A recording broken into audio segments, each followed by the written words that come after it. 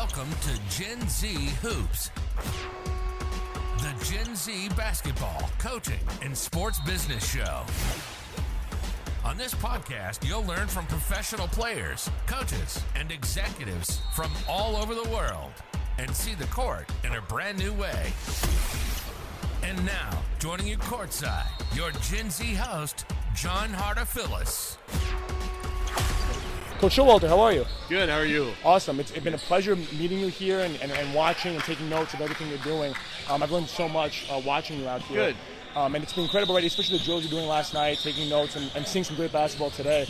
I mean, many people don't know, everyone knows about USA Basketball, but you started off as a high school coach for a very long time. Yep. Took over an 0-36 team and showed them how to play winning basketball. and I'm sure everyone asks about the championship team, but no one wants to ask about that first team. How did you get that first team to understand that they could be a great team?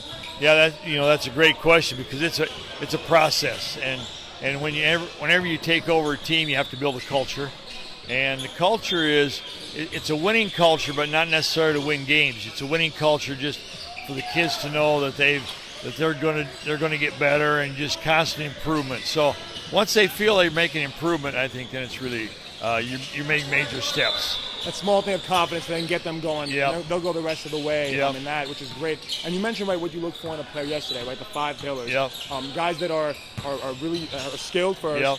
But then obviously you want guys that are tough, smart, versatile, and resilient. Yep. Those are really important things. I mean, have you seen that at all of this camp? How have you kind of? Yeah, I think there's a good number of kids who are, players exhibit different aspects. Some are really smart but not very skilled. Some are really tough but not very smart. Those kind of things. So, we're looking for really bits and pieces of all those 5 pillars, where kids are skilled, they're versatile, they're resilient, they're tough, and they're smart. So, we look for that. I've seen a number of really good players, some young kids that are really starting on that trek where they're really showing some good things. That's what it's all about. Maybe they'll come back next year, the year after, and be able to show that. Yep. You mentioned before about all the programs you guys have with USA Basketball, U15, U16. I mean, what are some of the teams that a lot of these guys here might be eligible for? A lot of these kids will be eligible for next year's U17s. They got to be born in 05 and 06 for that one. U18s, they got to be born in 04. So some of the kids are eligible for that. And then also we have our Hoop Summit, which is for our top seniors. Okay. Most of these kids here are younger on that one. But then we have a few 07 kids who would be eligible for our 2023 U16 team. Nice. So some of those young kids coming up, I like a lot. That's great, right? And seeing that young talent and seeing how they can develop.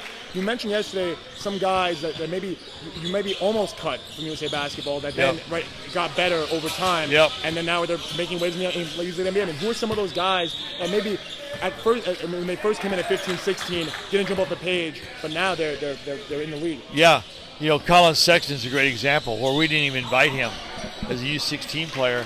Just because we didn't think he exhibited enough of those 5 different pillars that we talked about. And then we invited him back as U17, of course, made our team, and ended up being MVP of the World Championship. So that's a pretty awesome story. Justice Winslow's another great story where, he was cut as a U16 player, came back as a U17 player and made our team, and obviously went to the NBA and making millions of dollars in the NBA and getting through some injuries I know he's had, but he's doing well. Definitely. And then some of those guys maybe didn't even get they weren't stars right away. Right. You might have asked them to come off the bench, and that's what the team needed to succeed. I mean, what's a player that can look at you and say, "Coach, whatever you need me to do, I'll do it." Yep. How important is that? Oh, it's amazing. I mean, it's amazing for them to give up what they normally do for the betterment of the team. Jalen Green's a great example of that. Jalen, he's a top draft pick and he's had great success, and now he came off the bench for us. Yep. And he was MVP of the whole World Championship for us, but he came off the bench, and he was willing to do whatever it took. Yep. And some games he would score, some games he'd play defense. Great, right? And I can't wait to see more of these guys here exhibit those skills. Thank you so much for joining the show. Thank you. It means so much to me. Thank you. Yeah, appreciate it. Thanks for listening to Gen Z Hoops.